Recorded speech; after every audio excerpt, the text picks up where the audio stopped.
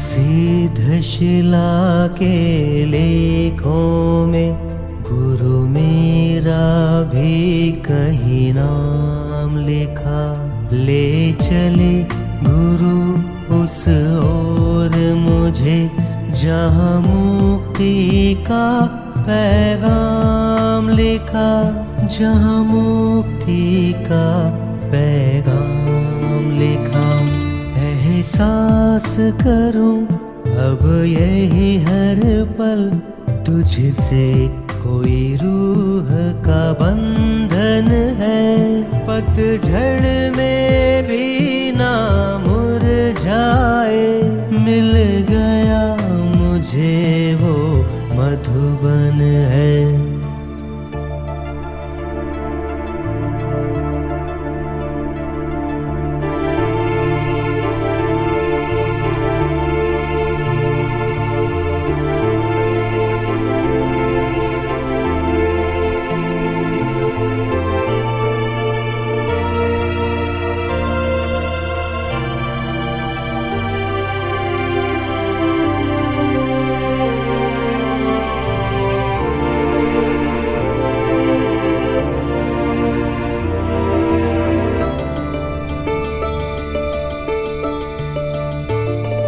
मिट गया अंधेरा अंतर का, मुझको ऐसा लोक मिला।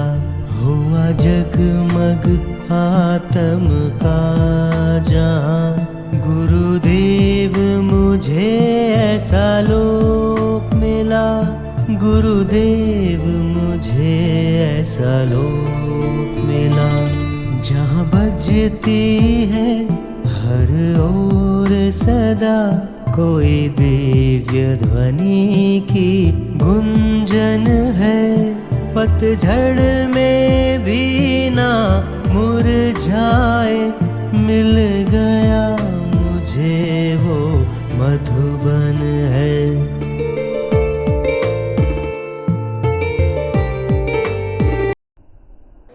ओम नमस्ते, जय श्री कृष्ण, जय श्री राधे।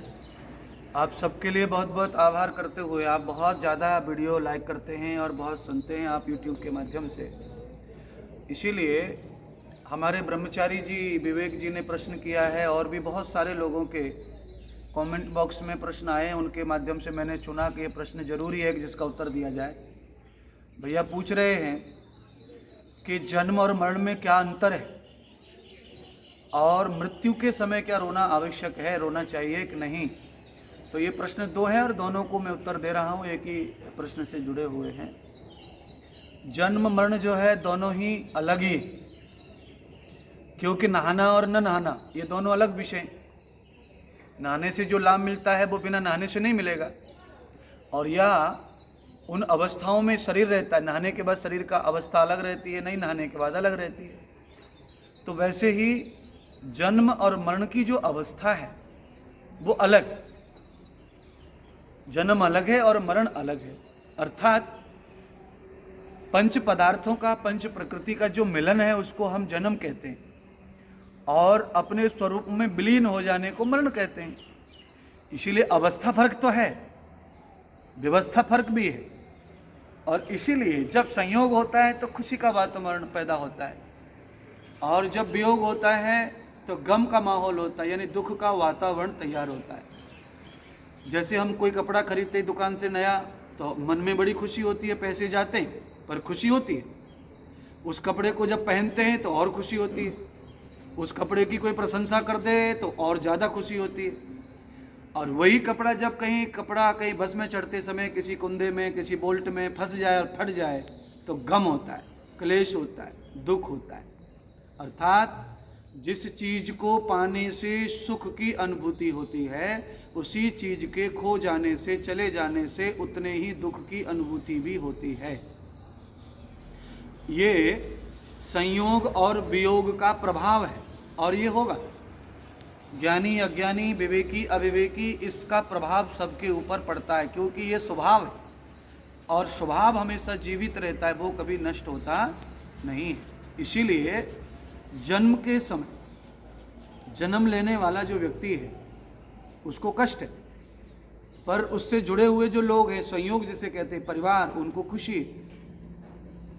मृत्यु के समय मरने वाले को फिर से गम होता है, कष्ट होता है, पर उस समय उसके साथ में जो संयोग वाले लोग थे उनसे वो बिछड़ रहा है, तो आज उसके साथ वो भी दुखी रहते हैं। क्योंकि जन्म लेना या मरना ये दोनों जीव के लिए तो हानि यानी दुख का कारण ही है।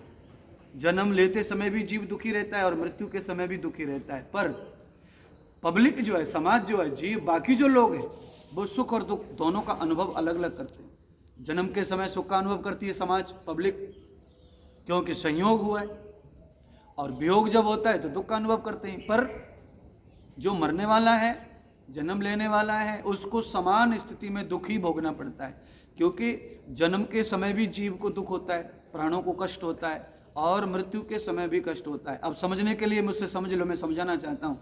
मान लीजिए आप किसी पाइप में घुस रहे, तो आपको पाइप में घुसते समय जितनी तकलीफ होने वाली है उतनी ही तकलीफ पाइप से निकलते समय भी होने वाली है। क्यों? क्योंकि पाइप का साइज या उसकी प्रक्रिया सेम रहती, वो बदलेगी नहीं। आप जब उसमें घुस रहे हैं तब भी पाइप की प्रक्रिया वही है, आपके घुसने के लिए ना वो छोटा है ना बड़ा है, और जब आप उसमें से निकलते हैं तब भी ना वो छोटा है ना बड़ा है, वो सेम प्रक्रिया है। और आप जिस पोजीशन में उसमें से निकले हैं, आपको उसी पोजीशन से आपको उसमें जाना पड़ता है और उसी से निकलना पड़ता है। तो आपको बराबर तकलीफ और परिश्रम जो भी है वो भोगना पड़ता है। आप किसी भी स्थिति में, आप समझ गए होंगे, मैंने पाइप का उदाहरण दिया है तो आप उससे समझ रहे हैं, बराबर तकलीफ है। यानी मरने वाले को, जन्म लेने वाले को समान कष्ट भोगना रहता है, शास्त्र के अनुसार कह रहे भगवान। और वैसे अब रही बात रोने वाली बात, तो भगवान कृष्ण गीता में अपने उपदेश में अर्जुन को यही तो समझाते हैं कि क्यों शोक कर रहे हो। शोक करने का विषय ही नहीं है ये। नैनम छिद्रंती शस्त्राणि नैनम दहंती पावक, अर्थात भगवान कह रहे अर्जुन को कि ये जीव जिसके लिए तुम शोक कर रहे हो, ये संयोग वियोग मात्र है। ये केवल पदार्थों का मिलना है और पदार्थों का अपने आप में विलीन होना है। इसमें कुछ न मरा है न कुछ जन्म हुआ है, तो तुम क्यों दुखी हो रहे हो, क्यों रो रहे हो, और क्यों तुम भीष्म के लिए, द्रोणाचार्य के लिए परेशान हो। तो भगवान ये कह रहे, पर ये बहुत, जिस समय धर्म अधर्म का युद्ध हो रहा है, जिस समय विश्व का सबसे बड़ा युद्ध हो रहा है, जिस समय भगवान स्वयं उतर करके आए युद्ध जिताने के लिए, धर्म की रक्षा के लिए, उस समय एक महान विशेष ज्ञान की आवश्यकता थी, तो अर्जुन को यह ज्ञान दिया गया है। पर सामान्य संसार में इस ज्ञान से परिस्थितियां चेंज हो जाएंगी, माहौल बदल जाएगा। इसीलिए जो बहुत ज्ञानी हैं, जो बहुत ही योग्य हैं, जिनको मालूम हो गया है, जो उस स्थिति में चले गए हैं कि जीव मरता नहीं है, जन्म नहीं लेता है, जीव केवल परिवर्तन करता है, पदार्थों में विलीन हो जाता है, पदार्थों में साकार हो जाता है, दिखने लगता है, वियुक्त हो जाता है। जीव का स्वरूप जो है वो जड़ के समान है, तो फिर उसे हानि नहीं, अर्थात उसे फिर दुख नहीं होगा, रोना नहीं आएगा, रोएगा नहीं और रोने भी नहीं देगा, सबको समझाएगा। पर जो उनकी अवस्थाएं संसारी हैं, जिनकी अवस्थाएं अविवेकी हैं, अज्ञान में भरी हैं, प्रपंच में भरी हैं, जिनको मोह है, ममता है, उनको रोना चाहिए। क्योंकि रोने से भी आदमी के अंदर जमा हुआ जो दुख है वो बाहर आ जाता है। अर्थात जैसे कलश में, मटके में, डिब्बे में जमा हुआ घी बाहर लाने के लिए उसे हल्का पिघलाते हैं और सारा घी बाहर आ जाता है, वैसे ही जब हमारे आंसू निकलते हैं तो आप समझ लें आपका दुख पिघलेगा, तो ही आपके हृदय आंखों में से आंसू बहेगा। अर्थात नहीं तो आपकी आंखों में चोट लग जाए, धूल चली जाए तो आंसू आएंगे, वो भी दुख के कारण ही से आते हैं।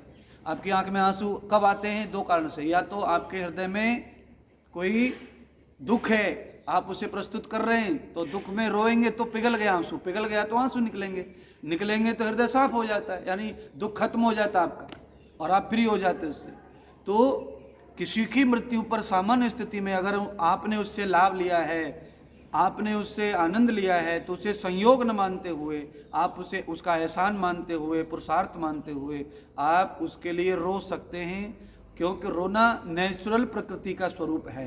रोना आदमी को नेचुरल आता है, और एक रोना ऐसा होता है जो आदमी निश्चय करके रोता है, सोच समझ के भी रो सकता है कोई, और एक रोना है जो आदमी को संग से आता है, दूसरे कोई रो रहे हैं उनको देख के हमें भी आ सकता है रोना। या आदमी नियोजित होकर भी रो सकता है। आप देखते होंगे एक्टरों को, ये नियोजित रोते हैं, इनको दुख कुछ नहीं है पर इनको रोना दिखाना है किसी को, तो ये नेचुरल और सच्चा रो लेते हैं, पर उनको ही एक्टिंग कहते हैं। वास्तविक रोने को भी आदमी नियोजित रो सकता है, पर यह विषय नहीं था बताने का, पर मैंने बता दिया है। पर अभी जो विषय था वो मैंने कहा, जन्म मरण के बारे में थोड़ा समझा दिया।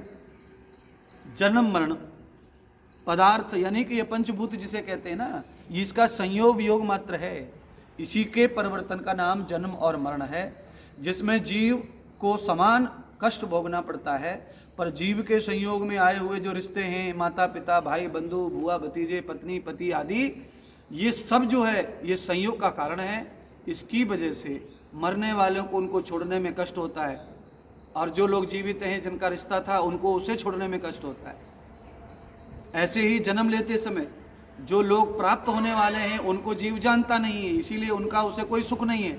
पर जिसे वो पेट में जानता था, वो परमात्मा जिसके संयोग में था, उसे वो छोड़ता है, इसीलिए वो वहाँ भी दुखी है। और जाते समय जिनको वो जान जाता है, उसका मोह उनमें हो जाता है, इसलिए वो वहाँ भी दुखी है। इसीलिए जन्म मरण जिस जीव का होता है वो दोनों अवस्थाओं में दुखी ही होता है, क्योंकि एक समय वो जन्म लेता है तब परमात्मा से वियोग होता है, उस समय दुखी रहता है, और जिस समय वो जाता है उस समय परमात्मा से उसकी कोई पहचान नहीं रहती है, पर कुछ नकली रिश्तेदार हो जाते हैं, उनसे उसका प्रेम हो जाता है, लगाव हो जाता है, उनको छोड़ने में भी उसे कष्ट होता है। इसीलिए मरने वाला, जन्म लेने वाला समान अवस्था में कष्ट भोगता है, दुख भोगता है, परेशान रहता है। और बाकी हम जो लोग हैं, सामान्य स्थिति में हमने जब किसी का एहसान लिया है, किसी से काम लिया है, किसी का प्यार पाया है, किसी का संग पाया है, तो अगर हमें रोना आता है तो वो नेचुरल है, रोना आता है तो रोना चाहिए, और रोकर दुख व्यक्त करना चाहिए। और दुख को व्यक्त करने के और भी बहुत ज्ञान के मार्ग हैं, वो मैं आज नहीं बताऊंगा इस वीडियो में, क्योंकि प्रश्न रोने का था। तो रोना अनायास आ ही जाता है किसी के दुख होने से, किसी को कष्ट होने से, और किसी को एक्टिंग से रोना आ जाता है। सच्चा कोई रो सकता है आंसुओं से, पर वो मात्र एक्टिंग भर होती है, वो नियोजित ही होता है। कोई आदमी सोच के भी रो सकता है, और नेचुरल भी आदमी को रोना आता है। ये हमारी बॉडी का भावनात्मक रिलेशन। तो किसी के मरने पर गीता के अनुसार नहीं रोना चाहिए, समाज की व्यवस्था के अनुसार रोना चाहिए, और रोने से थोड़ा दुख भी व्यक्त होता है, दुख भी बांटा जा सकता है, और अपने अंदर भी कोई दुख जमा है वो भी बाहर पिघल के निकल जाता है, तो थोड़े हम भी फ्री हो जाते हैं, और समाज भी ये सोचने लगता है कि भाई हमारे दुख में ये लोग भी दुखी हैं, देखो ये भी रो रहे हैं, वो भी रो रहे हैं। तो सब समाज का समय अनुसार जो श्रृंगार है वो करना चाहिए, वो हो जाता है, वो होता है। गीता के अनुसार तो नहीं रोना चाहिए, पर सामाजिक धर्म की व्यवस्थाएं ऐसी हैं जिसमें रोना अनायास आता है, तो उसे रोकना भी नहीं चाहिए, रो लेना चाहिए, जिससे आदमी फ्री हो जाता है और समाज के कार्य भी पूरा कर लेता है। बहुत बहुत धन्यवाद।